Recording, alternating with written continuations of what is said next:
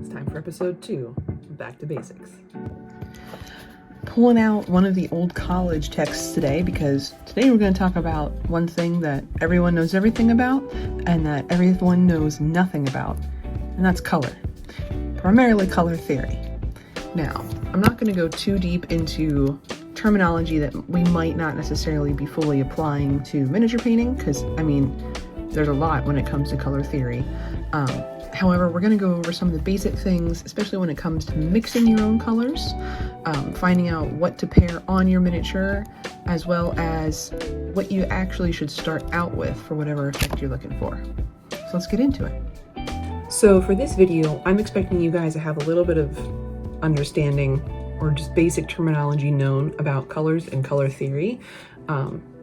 If you're not sure about some of these, things like primary, secondary, and tertiary colors, what's considered a complementary color, things of that nature, things that are the very base field of color theory. I'm going to leave some links down in the description box, things that either I find useful or that my friends have found useful. My friends are much more art educated than I am. Will be down there. So either if you're not familiar with those things or if you need to learn, or if you just want a little bit of a refresher, like I said, I'll put some of what I consider useful down in the description, things that helped me along the way. I always wanted to be a bit more of an artist, and it turns out miniature painting is the art that I'm good at, not necessarily anything full scale. And there's nothing wrong with that, right? So anyway, links in the description. Let's get started with talking about mixing our own colors. Or maybe we'll start with primer first. I don't know, we'll see. Now, before you can slap some paint on your minis, what did we talk about in the last video? You gotta prime them. Now, there's black primer, white primer, gray primer, all colors of the rainbow primer. What you choose is entirely up to you. All I say is consider the effect that it might have on the miniature. Now, personally, I've only used black, white, and gray. I can't speak for using colored primers in any sorts of paints. So maybe I'll try and find another video from another up-and-coming YouTuber that you can reference for that. However, whenever you are choosing between black and white, think about the effect that it will have on your miniature. Now, there is the rule that some follow of if you use black primer, you automatically have a shadow if you miss something. Definitely think about that. It is useful.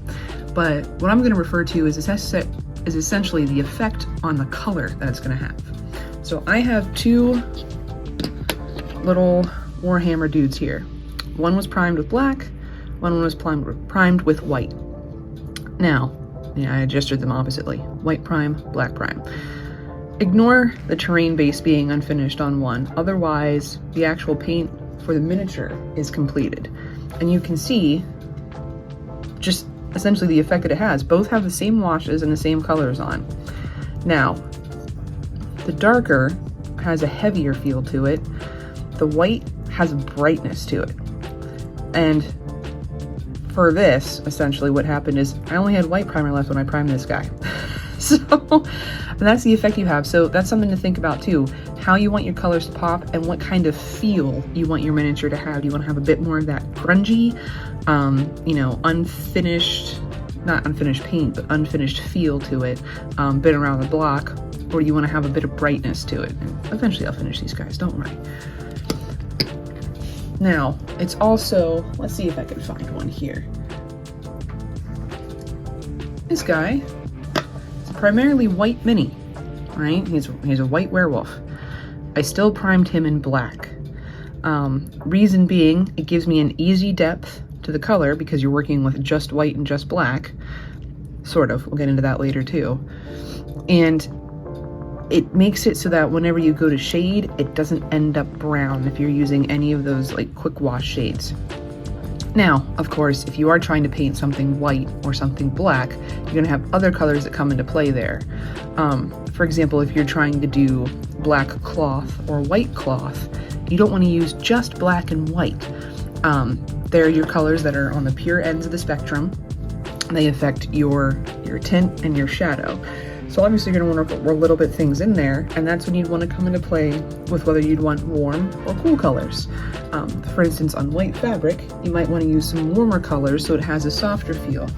That's why you'll see frequently, if we're talking just about white, you have a linen white, my ghost white. Let's see if I can find my solid white here. I might have gotten rid of it, but let's just see.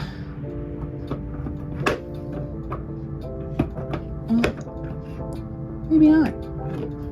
But there's a titanium white from Pro Acryl, so we can use for an example.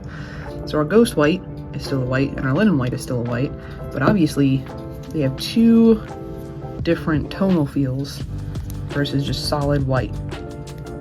Now, you don't need to have the special white colors. You can mix your own.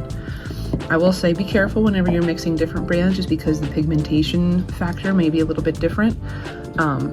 So the same applies to black. Do you want a softer black? Do you want a more sheen kind of black? And what colors would you want to work in? So if you're trying to paint leather, you might want to use some cooler colors, and then a wash, and then only do a little bit in pure black. Otherwise, you're going to get a very muddy figure. And that gets on to point 2, color choosing. Now I'm going to open this by saying there's no one right way to paint a miniature.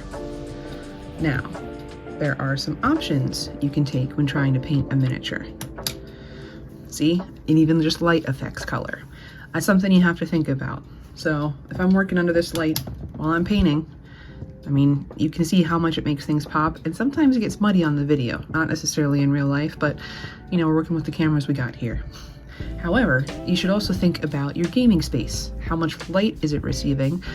And the amount of light can change the amount of paints you might want to use.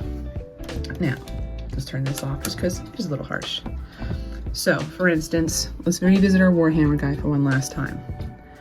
Choosing the colors for him isn't necessarily difficult.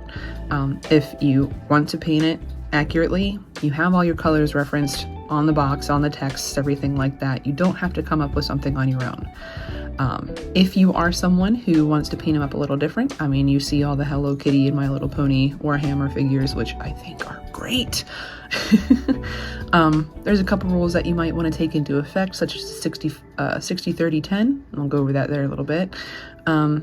And just making sure that you're trying to get some crisp edge highlighting so that the pieces of your miniature can be differentiated. Now, when it comes to things that you have your own choice, there's a couple things to think about. So one, like I said, is that 60, 30, 10 rule. So it's essentially you're gonna have 60% of your figure be one color, 30% be another, 10% be another. If I can find the source of that rule, I will link it down below. I've just seen a whole bunch of people talk about it, and so I don't know where it actually originated. I'll have to look.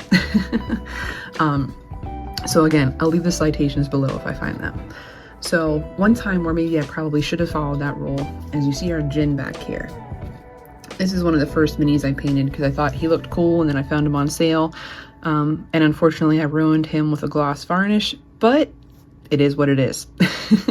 So you can see we have a whole lot of colors going on here, just because in my mind, that's what they are. And so if that's what I'm painting it to be, then so be it. But if I put this guy on the table, I mean, we'll know what he is, but it gets muddy. And, you know, trying to tie certain colors into other things gets muddy too. Now, granted, I will say this was the point where I had no idea when it came to color blending on the figure. And yeah, we still have him. He's not one of my favorites, but again, keep what you have so you remember where you get to, right? So one that I would say follows that 60, 30, 10 is this Mimic here. So we have primarily brown on him, and then I don't do exactly the same color. So then I'd say 30% is the purples, because they are slightly different, and that 10% is the highlighting, so like the yellow and the white.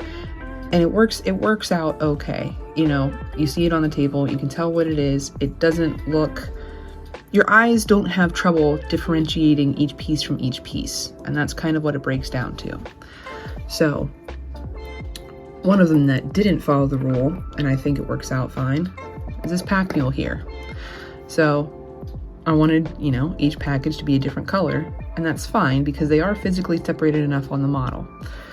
You can also follow color theories in groupings of colors. So you always hear about warm colors, cool colors, natural colors. You can do that as well and just make a fully tonal mini. if you think about it, like everybody can reference a Wes Anderson film because of the color sets. Like you just know that's the influence it has.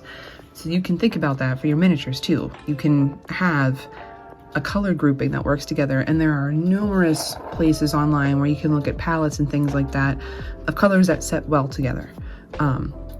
Tints and shadings that end up looking well together. You can also, like this guy here, I don't even think he's 60-30-10. He's pretty much green with a little bit of red and yellow. And again, it's just enough that it adds detail. It doesn't get muddy. You can tell what he looks like, right? Now, there's some other things you can look at that can challenge you to practice and get better with color. There's always the 4 color challenges out there. They will give you a set palette, and those are the only colors you can use. And that will teach you about color mixing, and that's going to be the last part of this video here. Now, I apologize in advance for any shakiness. I'm just holding the camera. I really need to get a top-down one. Anyway, when it comes to mixing colors, there's a couple of things at play here that I say we should always consider, especially because we're working with a smaller format piece that we are painting.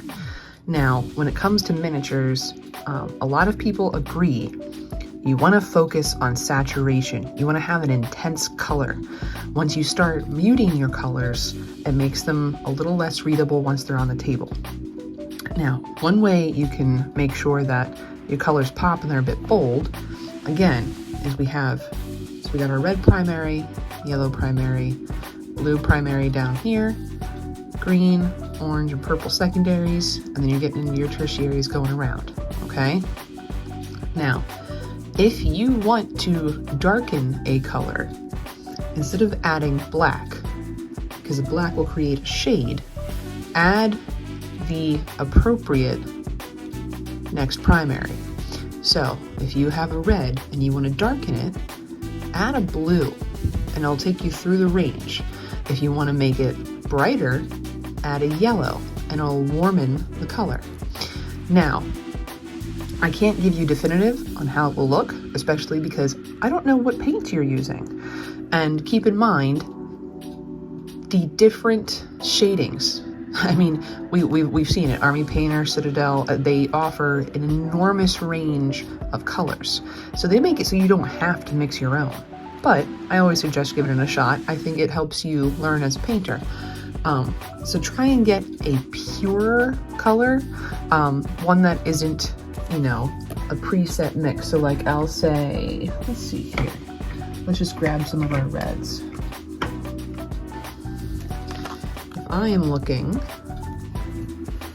If I wanted to mix any of these to shade or warm, I would pick the rock red. These already have a purple element of pigment in them.